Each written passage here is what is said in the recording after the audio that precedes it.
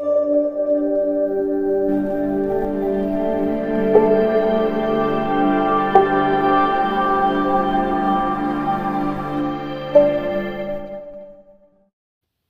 Guys, അസ്സലാമു അലൈക്കും. Welcome back to my YouTube channel. അപ്പോൾ ഇന്ന് നമ്മളൊരു മാങ്ങ അച്ചാറിൻ്റെ റെസിപ്പി ആയിട്ടാണ് വന്നിട്ടുള്ളത്.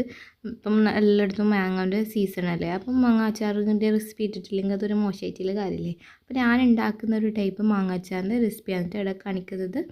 ഞാൻ അത്യാവശ്യം വലിയ 3 മാങ്ങ എടുത്തിട്ട് ചെറുതായിട്ട് കട്ട് ചെയ്തെടുത്തിട്ടുണ്ട്. ഞാൻ ഇതുപോലെ ചെറിയ പീസായിട്ട് കട്ട് ചെയ്ത് എടുക്കലുണ്ട്. ചിലർ കുറച്ചുകൂടി വലിയ പീസിലാണ് കട്ട് ചെയ്ത് എടുക്കൽ. അപ്പോൾ ഇനി ആ മാങ്ങയിലേക്ക് കുറച്ച് ഉപ്പും കൂടി ചേർത്തിട്ട് നല്ലവണ്ണം മിക്സ് ചെയ്തിട്ട് ഒരു 5-6 മണിക്കൂർ ഞാനൊന്ന് റെസ്റ്റ് ചെയ്യാൻ വെക്കുന്നുണ്ട്. അങ്ങനെ റെസ്റ്റ് ചെയ്താലാണ് മാങ്ങയിൽ നല്ലോണം ഉപ്പെല്ലാം പിടിച്ച് നല്ല ടേസ്റ്റ് ഉണ്ടാവില്ല കേട്ടോ. ഒരു ദിവസം വേണമെങ്കിൽ അങ്ങനെയും വെക്കാം. ചില ടൈം ഞാനൊരു ദിവസം മൊത്തം വെക്കലുണ്ട് കേട്ടോ. അങ്ങനെ വെച്ചാലും നല്ലതായിരിക്കും. എത്രത്തോളം വെക്കുന്നോ അത്രത്തോളം നമുക്ക് ടേസ്റ്റ് കൂടും. അപ്പോൾ ഇനി നമുക്ക് മാങ്ങ റെസ്റ്റ് ചെയ്യുന്ന ടൈം കൊണ്ട് നമുക്ക് നമ്മളെ ബാക്കി പ്രിപ്പറേഷൻ നോക്കാം. ഇനി ഒരു ചീഞ്ചട്ടി എടുത്തിട്ട് നമുക്കിതൊന്ന് കാച്ചിയെടുക്കാം. അതിനായിട്ട് ഞാൻ വെളിച്ചെണ്ണയാണ് എന്നിട്ട് ഒഴിച്ചിട്ടുള്ളത്. ചില ആൾ നല്ലെണ്ണ ഒഴിക്കും അച്ചാറിന്, പക്ഷെ എനിക്ക് വെളിച്ചെണ്ണയുടെ ടേസ്റ്റാണ് ഇഷ്ടം. അതിലേക്ക് നമ്മുടെ കടുക് ഇട്ടിട്ട് ഒന്ന് പൊട്ടിച്ചെടുക്കുന്നുണ്ട്. അത് പൊട്ടിയതിന് ശേഷം നമ്മുടെ ഉലുവ ഒന്ന് ജസ്റ്റായിട്ട് പൊട്ടിച്ചെടുക്കുന്നുണ്ട് കേട്ടോ. ഇനി ഇതിലേക്ക് നമുക്ക് വെളുത്തുള്ളി നല്ലോണം ഇടണം കേട്ടോ. ഏത് അച്ചാറിലാണെന്നും വെളുത്തുള്ളി നല്ലോണം ഇടുന്നത് ഭയങ്കര ഇഷ്ടമുള്ള കാര്യമാണ്. അതുപോലെ തന്നെ വെളുത്തുള്ളി ഒന്ന് നല്ലോണം മൂത്ത് വന്നതിന് ശേഷം ഇതിലേക്ക് പച്ചമുളകും അതുപോലെ തന്നെ കറിവേപ്പില കട്ട് ചെയ്തതും കൂടി ഇട്ട് കൊടുക്കുന്നുണ്ട്. ചില ടൈം ഞാൻ ചുവന്ന മുളകും കൂടി ചെറുതായിട്ട് മുറിച്ചിട്ട് ഇട്ട് കൊടുക്കലുണ്ട് കേട്ടോ, വറ്റൽ മുളക്. അപ്പോൾ ഇപ്പോൾ ഇല്ലാത്തതുകൊണ്ട് ഞാൻ ചേർത്ത് കൊടുക്കുന്നില്ല. അപ്പോൾ എല്ലാം കൂടി നല്ലോണം ഒന്ന് മൂത്ത് വന്നതിന് ശേഷം ഇതിലേക്ക് നമ്മുടെ മറ്റേ ചുവന്ന മുളക് പൊടി ഇട്ട് കൊടുത്തിട്ടുണ്ട് കേട്ടോ. കാശ്മീരി ചില്ലി പൗഡർ ഇട്ടിട്ടൊന്ന് ലോ ഫ്ലെയിമിലിട്ടിട്ട് നല്ലോണം ഒന്ന് മിക്സ് ചെയ്തെടുക്കുക. ഹൈ ഫ്ലെയിമിലിട്ടല്ലേ പെട്ടെന്ന് പൊടി കരിഞ്ഞൂലേ. അപ്പോൾ ലോ ഫ്ലെയിമിലിട്ടിട്ട് നല്ലോണം ഒന്ന് മിക്സ് ചെയ്തതിന് ശേഷം നമുക്ക് ഇതിലേക്ക് ആവശ്യത്തിന് വെള്ളമാണ് കേട്ടോ ആദ്യം ഒഴിച്ച് കൊടുക്കുന്നത്.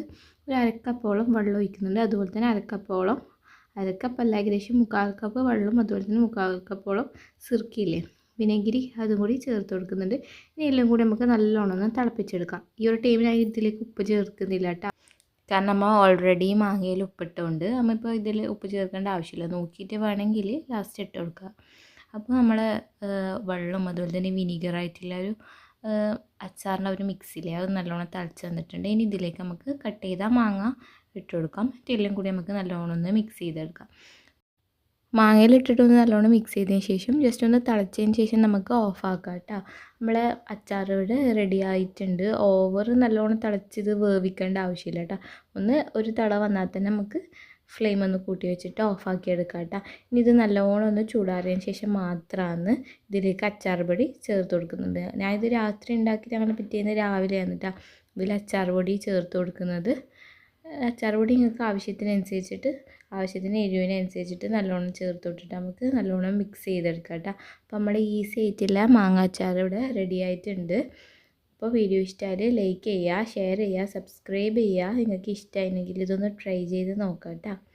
എളുപ്പത്തിൽ തന്നെ നമുക്ക് പെട്ടെന്ന് ഇപ്പോൾ മാങ്ങ സീസണല്ലേ, എളുപ്പത്തിൽ ഉണ്ടാക്കാൻ പറ്റുന്നൊരു മാങ്ങ അച്ചാറാണ്. കുറേ കാലം നമുക്കിത് കേടുവിടാണ്ട് സൂക്ഷിക്കാനും പറ്റും കേട്ടോ.